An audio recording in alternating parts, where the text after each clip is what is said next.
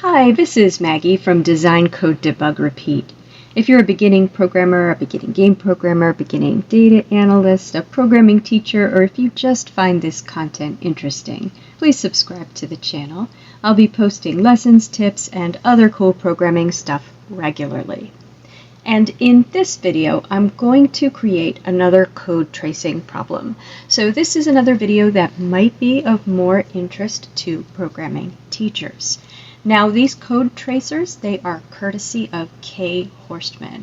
And you can see this is horstmann.com/CodeCheck. Now the CodeCheck is a problem that you can write where your students can fill in code and then it will run on test cases so they can see whether they've written their code correctly or correctly for which test cases. But you can also write tracer problems which allow a student to trace code. So the student can enter values, they can click on what line executes next, they can give a variable a new value. So all of the things that you would do when you're walking through or tracing code, you can build into a tracer. A tracer, though, is written in JavaScript, and it's a little bit more complicated than writing a code check. Now, I've done one video on tracers before, and I will link that here, but I've learned a little bit more since I did that last tracer, so I hope that this video will be a little bit more coherent. The other tracer was a branching program, but this one is going to be for a looping program, so it will also be a little bit different. So what I have here is a little template that I've created for writing tracers. And again, this is going to be a JavaScript program. When you upload this, you're going to upload it and you're going to call it tracer.js. And you're also going to upload an HTML document, index.html, and that will include your instructions. I'm just going to work with the tracer right now. We'll do the index once we've got the tracer written. So in my little template, I have import, and I'm going to import all of the different classes from the API that I'm going to use in the tracer. So what I'm actually going to do is just show you this. This is going to be really simple, and then we'll build on it and we'll look at it again until we've got it all finished. So I'm going to copy that, and from horstmann.com/CodeCheck, I'm going to click the Upload a Problem button, and I'm just going to paste in my template, and again we call it tracer.js, and submit it. I get the public URL for your students and the edit URL for you only, and I'm just going to continue working with this. So I'm just going to paste that right into a comment at the bottom of my tracer.js file so I don't lose it. Now the public URL is the one you're going to give your students, that's the one they're going to run. And right now we can see almost nothing. Over here, this is our terminal. Okay, but we can't see the frame. The frame is where we would put the variables, and we can't see the code because I don't have any code in here. Those are the three pieces that I'm importing. So first I import those classes from the API, and then we write an add exercise and we pass in our function. Now we're going to have three pieces in this. One is code. That's going to be the code, our program's code that we will be stepping through, and that's basically a string.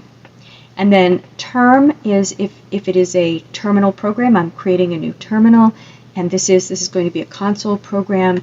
It's I think I'm going to start, actually not with this one, I'm going to start with this for loop debug program, and I have that over here too in another window in Notepad++.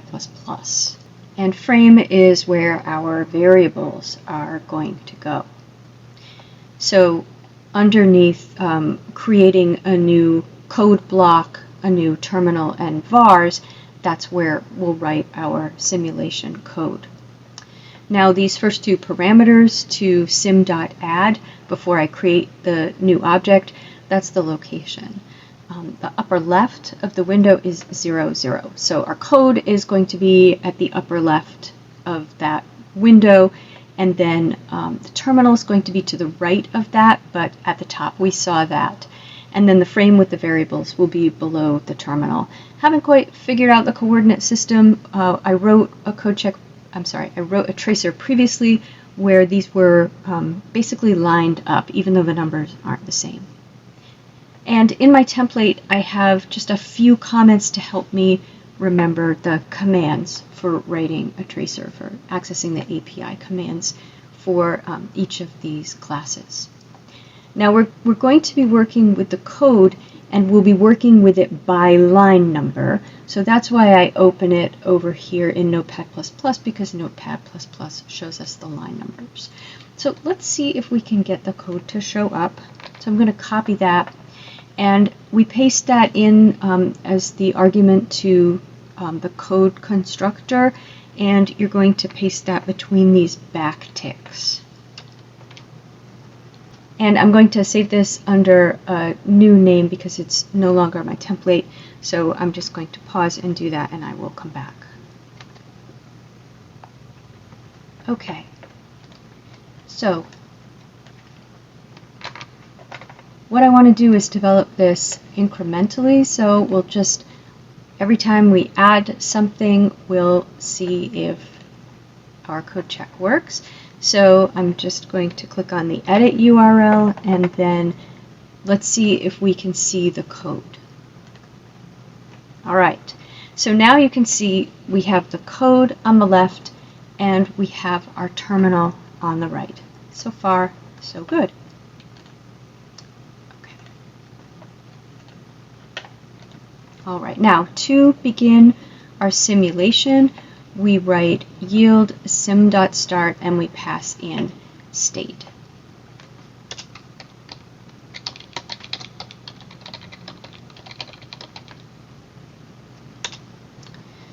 Okay, now we could simply jump through the code.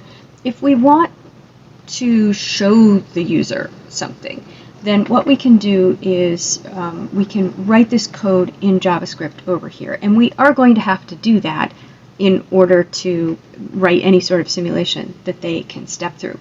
But if we just wanted to step through one line at a time and maybe say jump over the loop, we could do that by using code.go, or we could ask the user what line executes next by yielding and saying code.ask with the pound sign. Let's try some of these out. So we could ask the user what is the next executable line. So if we want to give them a little message, then we say yield sim.next, and we put whatever notation we want in. So we can say yield sim.next. Let's see, the variable annotations for I and num, for example, because lines 5 and 6, where we just annotate variables, aren't executable. And then we could ask the user, like, to click on the first executable line. So let's say code.go and jump to, for example, line 7. And then we can ask them yield code.ask. And we put in the parentheses the line that they should click, which is 10. After line 7 has executed, line 10 is the next line to execute.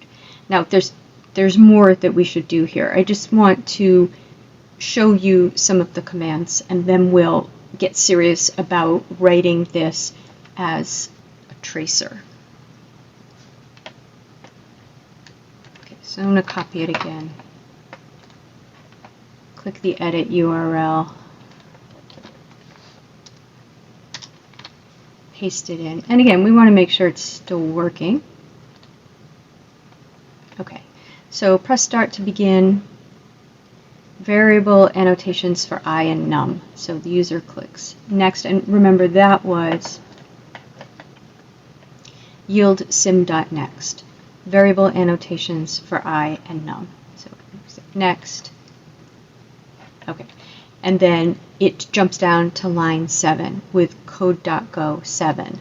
And it says select the next line to be executed because that's this yield code.ask. Now if we click on something other than 10, like let's say 15, then it turns pink and says try again. Now I'll click the right thing, 10. Okay. And that's it. That's the only code that I have in this tracer, so now it's done. Now let's look at one other thing. Let's add a variable into the frame, which is called vars.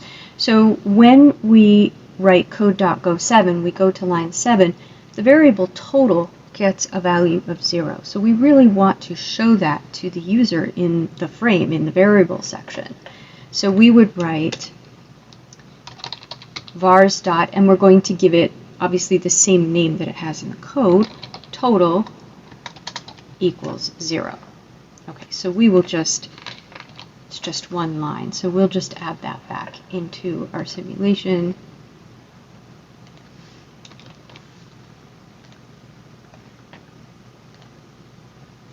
Okay, so start, variable annotations for I and num. Probably would make sense to jump down to line 5 before we have that note, but total int equals 0, and now you can see, nope, and they're not lined up, but we can see that over here now. Select the next line to be executed, and we're done. Okay. Okay, so that's a general idea. You can see the pieces. Now, if we want to write this as a tracer, basically what we want to do is recreate this program but in JavaScript, and then figure out what we want to show the user, what we want to ask the user, and of course we want to sort of mirror how it would look running in a debugger, so we want to keep it consistent and accurate. Okay, so I'm just going to get rid of that, and the first thing I'm going to do is write the JavaScript code that is this program running, make sure that that's working, then we'll go in and we'll do the tracer part. So for the variables, I want them to be in the vars. So we will start with vars.total equal to 0. And then I'm going to write a while loop for this and not a for loop. I just have a feeling, I haven't written a loop yet in a tracer, but I just have a feeling that I might want it to be a while loop. So I'm going to set vars.I equal to 0, and then I'm going to say while I is less than 3, and open up that loop. And then at the end there's a print statement, and here inside the loop we have an input statement. Now for both of these, the program's going to work with the terminal because this is a console program in Python that we have over here. So the terminal has, you can see I've got a little list of methods here. It's got print and print line. For a prompt, we're going to want to use print. So we'll say term.print, and then I will just grab that prompt string. Down here we're going to want to use print line, and let me grab this as well. So after the loop, term.println, and the total of your values is now. This needs to be enclosed in the backticks, and we put a $sign before the curly braces for anything we want to interpolate in, and that's going to be vars.total. Okay, now inside the loop, we're actually getting a value from the user. So we have some options here. We can get it from the person who's tracing the program, or we can supply it ourselves. Well, let's get it from the person who's tracing the program. So what we're going to need to do is yield, and then we're going to use term.ask, and we're not going to pass anything in. If we're looking for a specific value, then we would put it inside the parentheses, whatever value we're looking for. But whatever we get, we're going to want to assign it into the variable num. So we'll say vars.num equals, and then we'll do parse int on whatever we're getting back when we send term the ask message. Okay, so let's see if this works.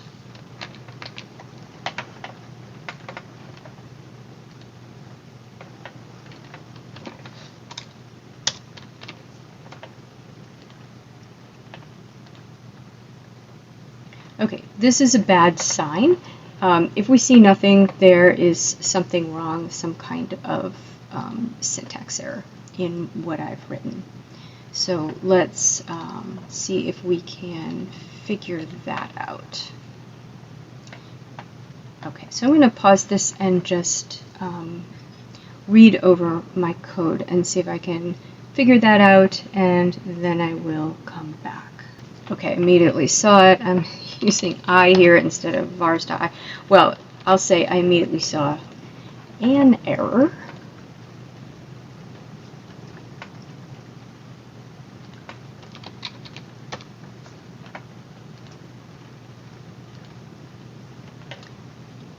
Well, it's doing something.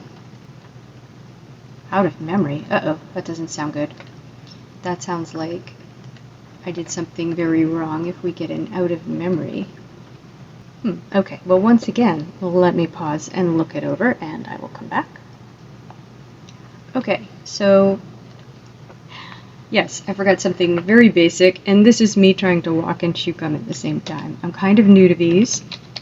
I'm writing this for the first time while I explain it to you. And I was converting a for loop to a while loop, and I forgot the updater. So that would cause an infinite loop, wouldn't it? Yeah, dummy. Okay, so let's see. I would never say that to a student, but I can tell myself I'm a dummy. Here we go. Let's indent that. Well, I hope that's it. That's better. All right, so click Start. And remember, I took out all the code that I had before, so we're at here, vars.num equals parseInt yield term.ask. So this is the term.ask asking me to enter a whole number.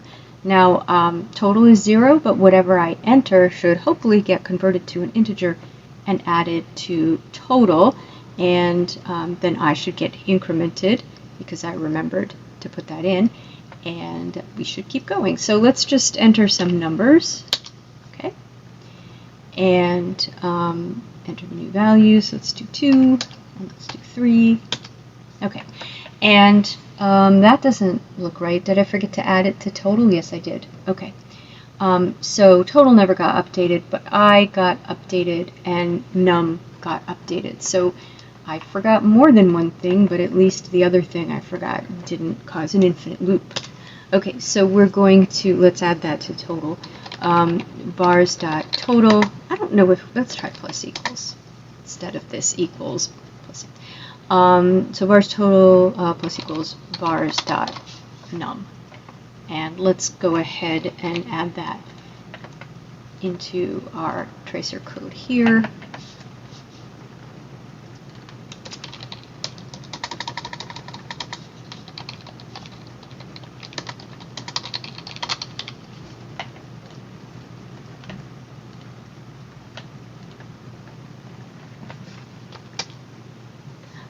And now total is also getting updated. Okay, so phew, now we have a program that at least is the equivalent program to the code that we want to write a tracer for. Okay, now, and the other thing, of course, is that our frame is updating appropriately. And I'm just going to move that over a click, see if it lines up. Okay. So now we have to figure out what do we want the user to do. So I think we're focusing on learning how a loop works here for this problem. So I think what's important is for them to tell us what line is executing next.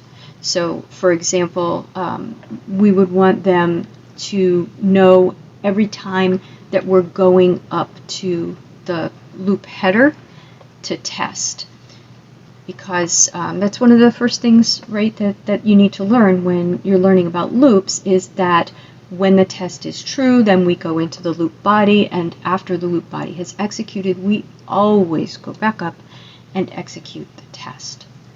So let's see if we can build that into our tracer here.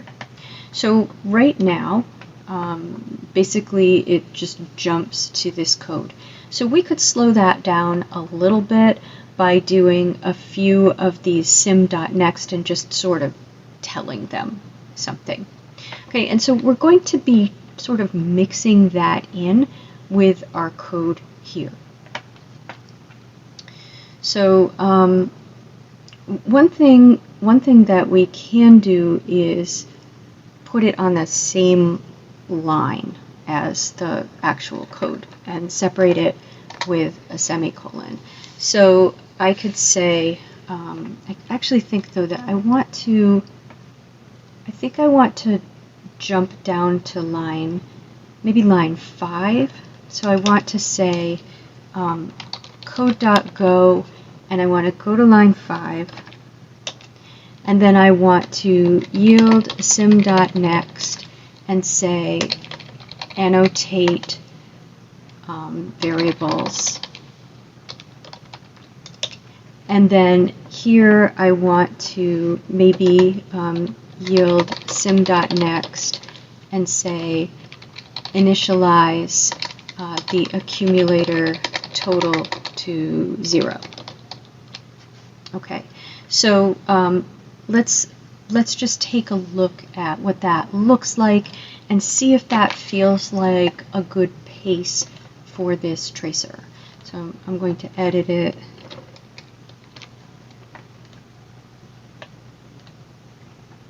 Okay, so it's going to jump down to 5 and it says annotate variables. Okay, I feel like it's letting me ease into this program.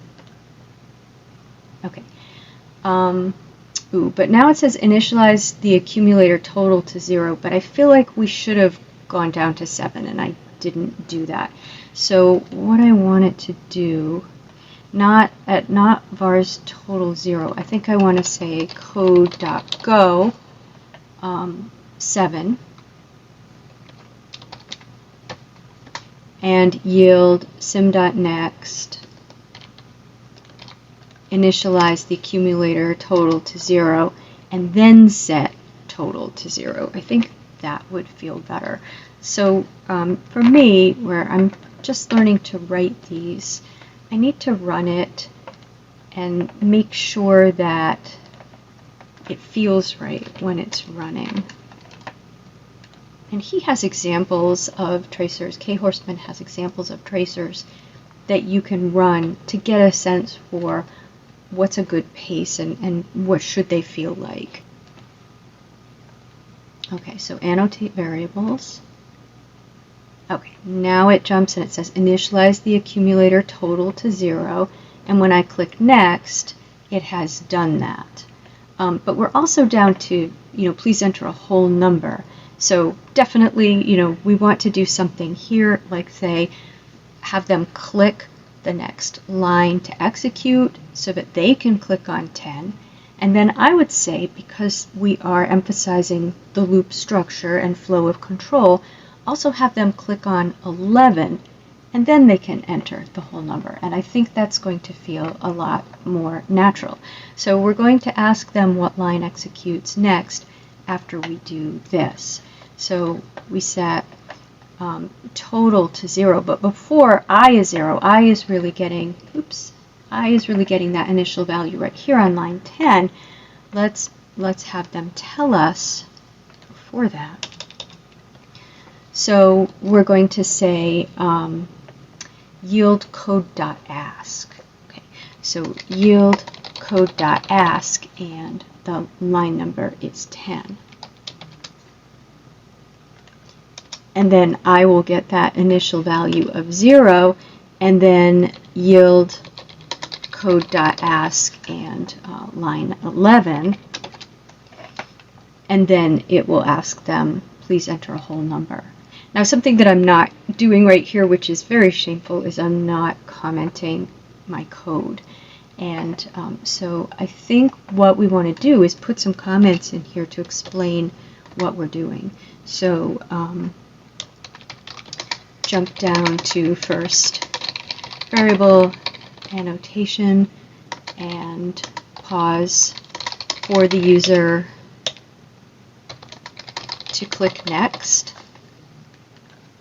and then jump down to initialization of total and pause for the user to click next and give total its initial value. So we should definitely go through and put comments in to make our intentions clear for each part of this simulation. Okay, so we've gotten to where they're going in. They're going to, after they say that line 11 is the next line to execute, then they're going to be entering whatever number they enter. Now, if we want to focus on the accumulator role, so the variable total has that accumulator role in this loop, something we can also do is ask them what value is going to be in total, and we can have them type that in. I want to hold off on doing that until I have the simulation working for the loop and just getting them to click on what lines execute next. But I think that I will come back and add that in. But let's see, so going through the loop, at this point we're going to ask them at line 12. So let's go to line 12 before we add that in so that it looks natural. So code.go 12. Then it will add vars num to total, and we can ask them after we get this part working. Now this vars I equals vars I plus 1, that really doesn't happen until line 10, because this is really a for loop, not a while loop. So what we want to do is ask them what line executes next, and we want them to tell us that line 10 executes next. So we're going to say yield code.ask 10, so that we end up back up here, and then let's put the yield code.ask 11 in here. It makes more sense, because every time through we want them to tell us that this is the line that's going to execute.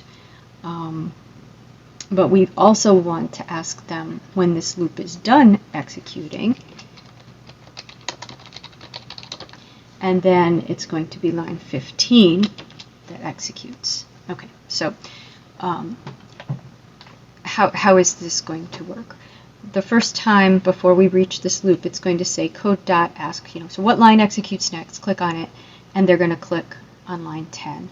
And then we're going to go into the loop, and it's going to ask them what line executes next, and they're going to click on 11. And then it's going to go to 12, and then it's going to add num to total. And then it's going to ask them to click on the line that executes next. They're going to click on 10. That's this. And it's going to add 1 to I. We're going to go into the loop. It's going to ask them to click. They'll click on 11. Okay, so we're going to keep doing that until they go up to 10, and we're not going to go back into the loop. So it's not going to expect them to click on 11, because I will no longer be less than 3. So then we're going to come down here. We've asked them every time after we get up here what line executes next, and they've clicked on this one. So we still want to ask them that once they get up here, but this time it's 15 because we're done with the loop. So we'll ask that. In our code, we're going to be down there after the loop is done executing. So we'll ask, and we should get 15. Let's see. Or, what silly mistake have I made this time?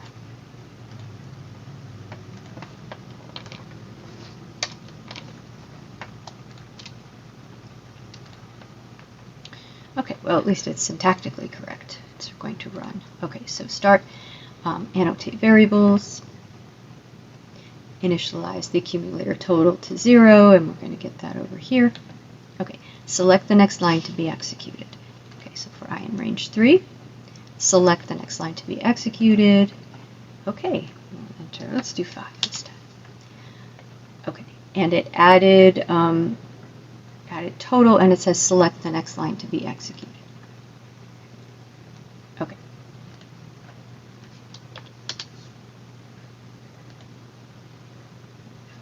This is our last time through the loop. That's the next line. Now it wants me to select the next line. Now we come down here. Okay. Hey, we're doing pretty well here. All right. So the one last thing that I would like to do is, instead of adding this total, I want to ask the user. So we're going to say vars.total equals yield sim.ask, and what we want them to tell us is vars.total plus vars.num, whatever they just entered. Now, in my notes, I have written down that we actually put a prompt here. So let's see. Please enter the new value for total. Well, we'll see if that's right. Okay, so I'm just going to copy the whole thing.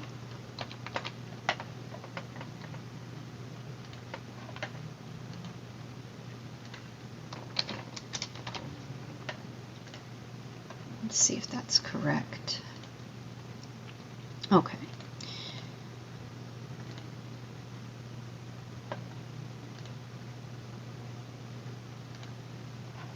Okay, so I'm going to put in 5, and now, oh, okay.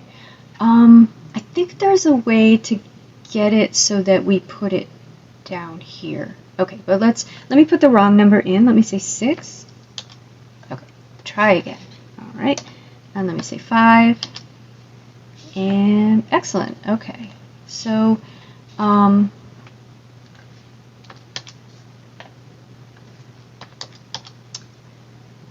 okay, wait a minute. That should be 10. So 5 and 5 is 10. So I have no idea what it thinks that should be. So what does it think it should be? Oh, we get no value. Okay. Did I forget? No, vars.total equals vars.total plus vars.num. Not sure about that. I think that we can look at this in the debugger. I have never used the debugger. I think we would want to start over. I've never used the debugger in Chrome. Let me pause and find that, and maybe we can use that to figure out what's going wrong here. Okay, so again, I've never used this, but it's just, it was here, and then under More Tools, Developer Tools. And I've got elements, so let's see if we've got source. Let's run this and see what we get. Oops. More Tools, Developer Tools. Okay. All right, so, okay, well, let's try setting a breakpoint. That's probably what we need to do. Okay. Okay, so we were getting into trouble down here where we're doing this addition. So let me set a breakpoint. Okay. And let's see.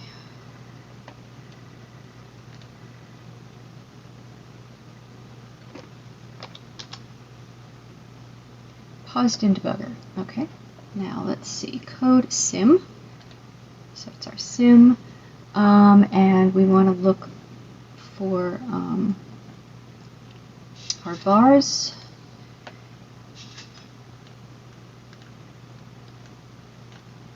Values. Okay.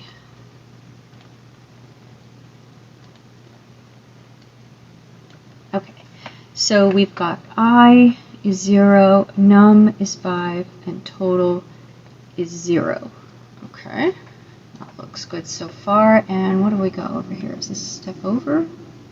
Okay, step over. Vars total equals yield sim.ask. Okay, let's step over. And the new total is 5. Now this one worked before. Okay, so value, did I not parse it? Am I not parsing it?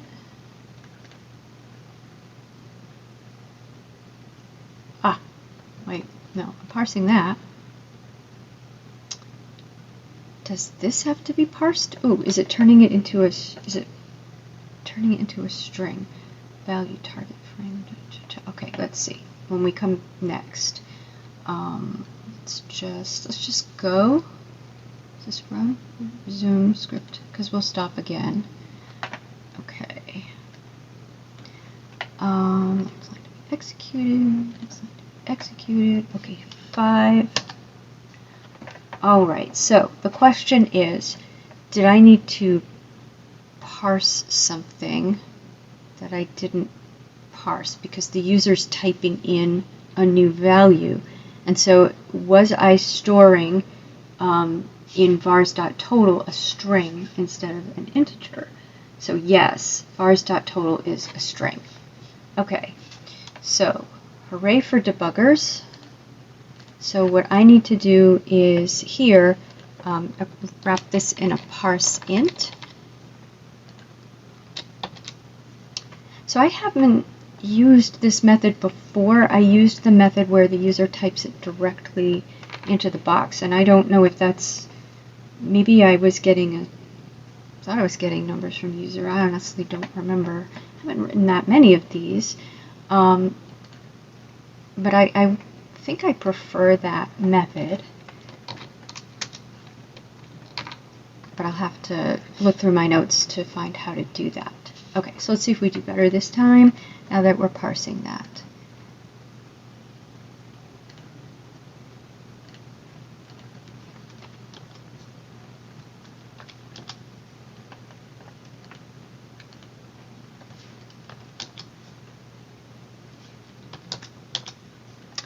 Hooray.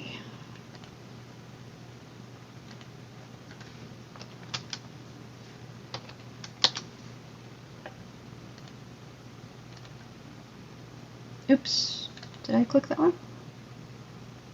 Shoot, where are we? I lost my way. What did I click on? Alright, well, I'll have to debug. Did I click on? I'll just have to run it again myself. I won't make you watch that.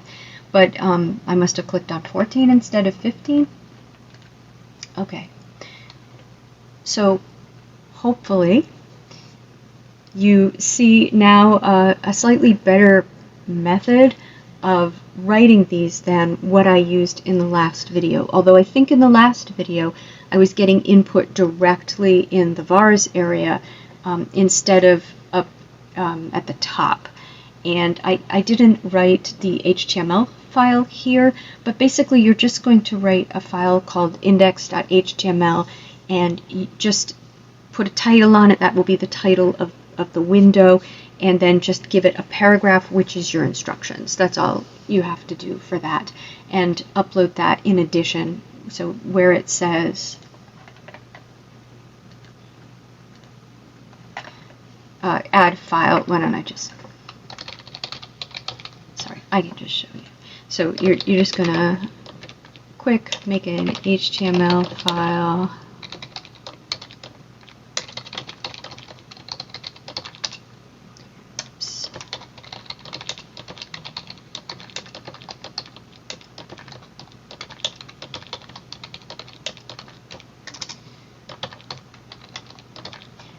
and here's where you would put the instructions. So you can see I called it example, and I wrote here instructions. And now when we look at it, okay, I really thought we would see the title somewhere, maybe just in a different browser, because here it says CodeCheck Tracer, but you can see the instructions would go right here. Okay, so the process that they suggest in the documentation and that I followed here was more of writing your code or rewriting your code in JavaScript and then adding the tracer elements in. And the method that I followed before was a little bit more haphazard. I sort of did both of the two together. But this way, I think is more methodical and works better. And in my last one, I didn't include any documentation. Now here, obviously, I haven't finished documenting it, but I think this is the sort of method of documentation that I would use because you're explaining the tracer here and the decisions that you're making in the tracer, how it's going to impact the way the tracer runs. All right, well, I hope that this video is informative and helpful for you. I, again, am just so grateful that Cay Horstmann has made this system available to us because, as you probably know, being able to trace code is a critical skill for students, and it really does correlate with them being good programmers. If you liked this video, please give it a thumbs up, and if you enjoyed this sort of content, please subscribe to Design Code Debug Repeat. I will be posting cool stuff regularly. Take care.